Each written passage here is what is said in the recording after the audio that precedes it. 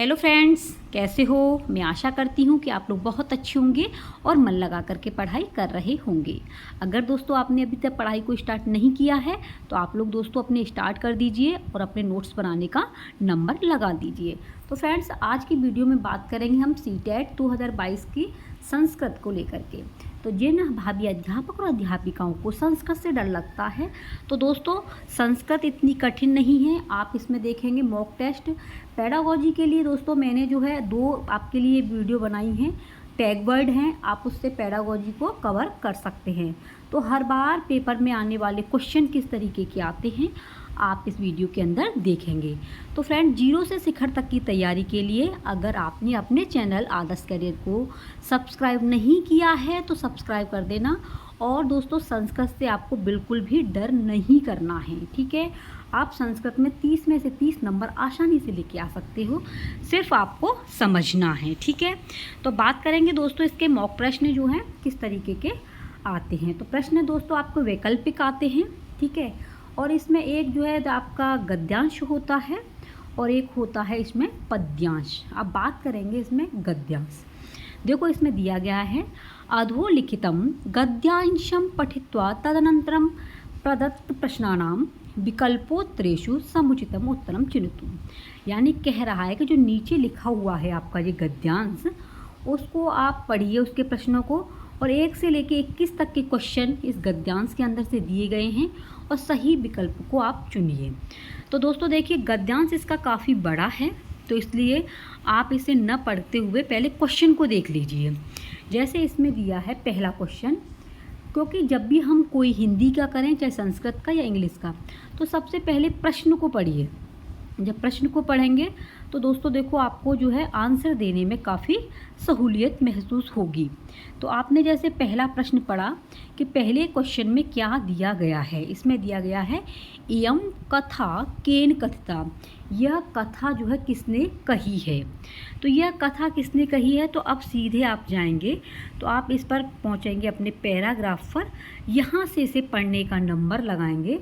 तो दोस्तों देखिए इस तरीके से यहाँ ये दिया गया है, इसके अंदर से आपको ये आंसर मिला और इस आंसर पर आपने टिक लगाया कि यह कथा जो है अग्रसेन जी की है, अग्रसेन की।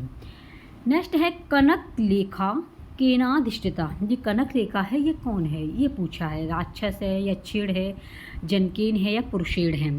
तो दोस्तों देखो कनक लेखा के लिए आपको जाना पड़ेगा पैराग्राफ पर, और ये लिखा हुआ है यहाँ पर दिया गया है कि साचा द्वारिका यक्षिण केन दक्षिता, ठीक है, केनचित दिष्टता। तो कनक लेखा दर्शनाध्येषु राग रेक्षते। इसमें पूछा है कि आखिरकार ये कनक लेखा जो है यह आपके लिए कौन है। तो इसमें क्या आ गया आपका जो है यहाँ पर ये दिया गया है यक्षिण। तो क्वेश्चन का आंसर क्या बना, ये आपका यक्षिण बन गया। बी ऑप्शन बिल्कुल सही है। नेक्स्ट है शंकर नृत देश जातक कह।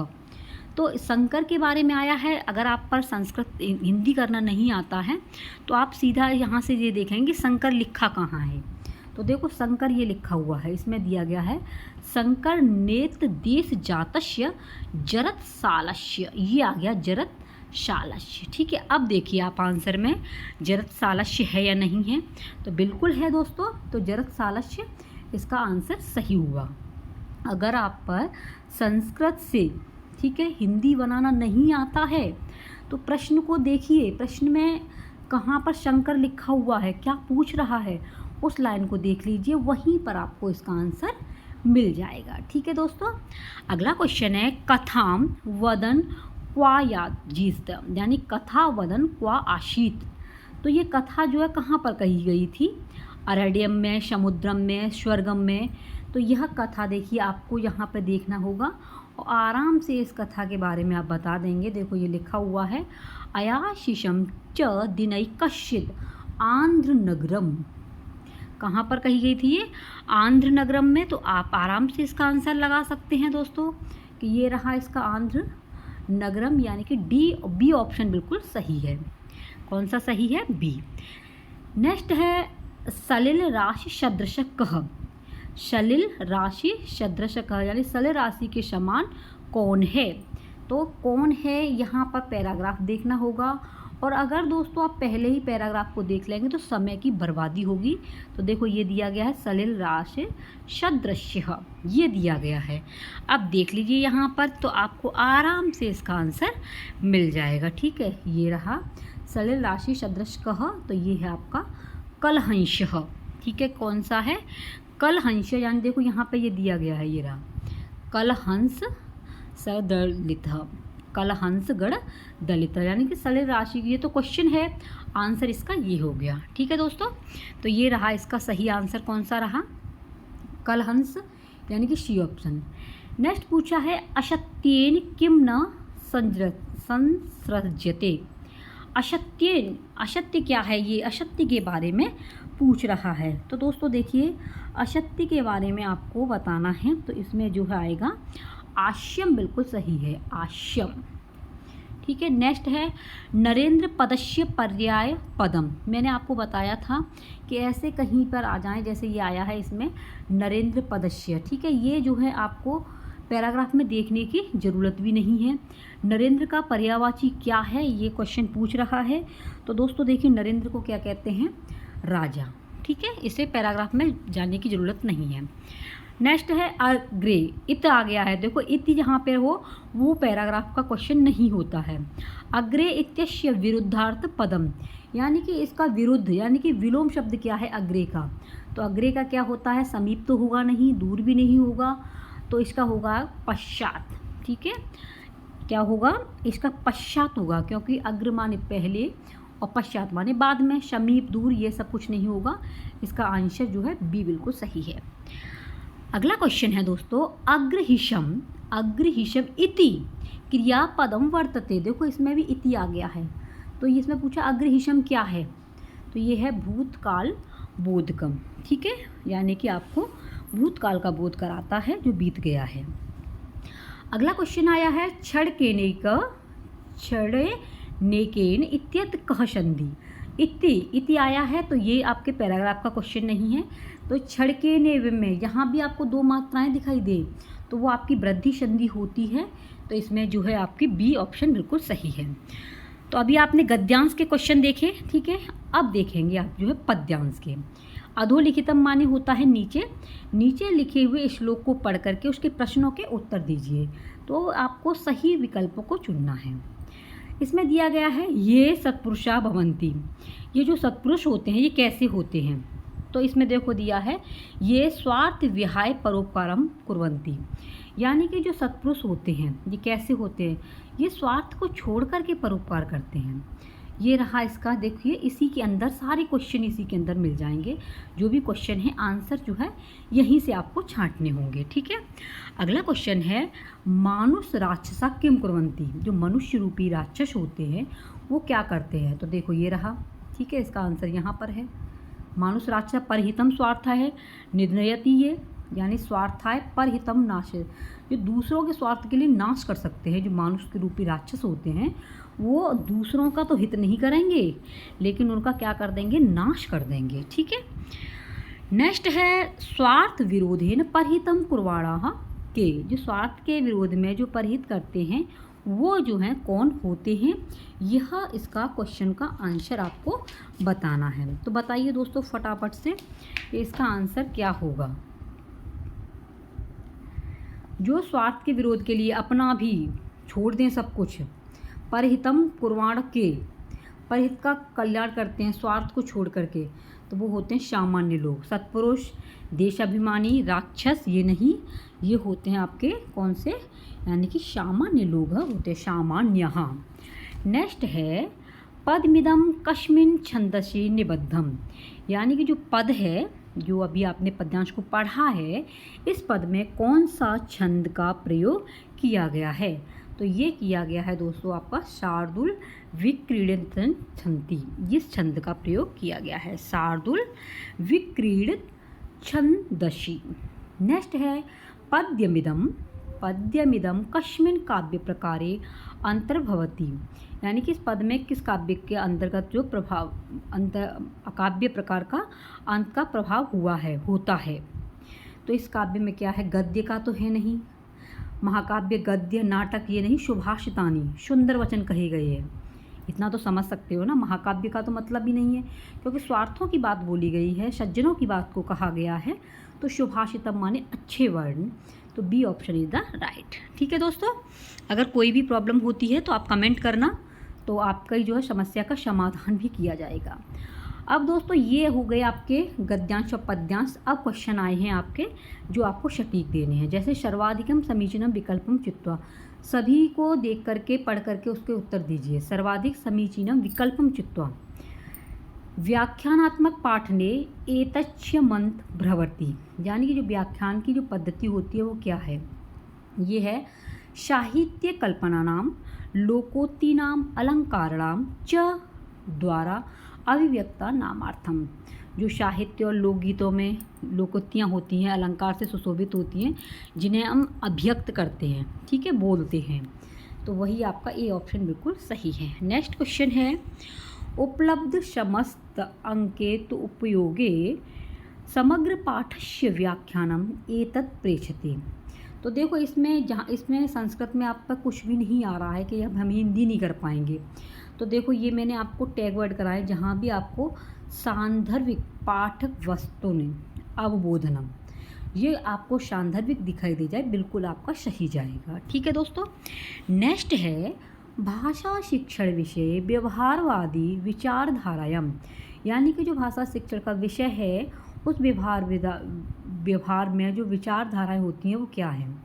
तो अनुभवाय प्रामुख्यम प्रदीयते, बोधनस्य केंद्र छात्रो भवति, शाला शिक्षकस्य प्रधानमात्रम भवत, उत्प्रेरणा प्रत्युत्तर संबंध संवर्धनाय प्राधान्य विद्यते। तो यानी कि इसका डी ऑप्शन बिल्कुल सही है। अगला क्वेश्चन है औपचारिके अनौपचारिके वा संभाषणे एतदावश्यकम, यानी कि जो औपचारिक और अनौपचारिक में जो हम वार्तालाप करते हैं वो क्या है। तो ये क्या है आपका सुक्त भाषा कौशलम उपयोग, सक्त भाषा कौशलानाम उपयोग है, बाकी का ये सभी नहीं है। ठीक है, अगला क्वेश्चन है दोस्तों कम बलवतम न वाधते शीतम, कम बलवंतम न वाधते शीतम इति एतुद उदाहरण। यह जो है किस चीज़ का उदाहरण है, तो इसमें वो आपको उदाहरण बताना है। तो ये दोस्तों आपका उदाहरण जो है ये किसका है, ये संभग श्लेषस्य का है, ए ऑप्शन बिल्कुल सही है। ठीक है, नेक्स्ट क्वेश्चन है आपका, इसका जो आपको जवाब देना है वो है दोस्तों विचार मंथनम, विचार मंथनम प्रयोजनम भवति। विचार का जो हम मंथन करते हैं आपस में उसका प्रयोजन क्या होता है। तो यदा विषयाविछड़े सृजनात्मक विधानाम संवर्धन विवेशितम। तो देखिए यहाँ पे आ गया सृजनात्मक, तो बिल्कुल आंसर सही है।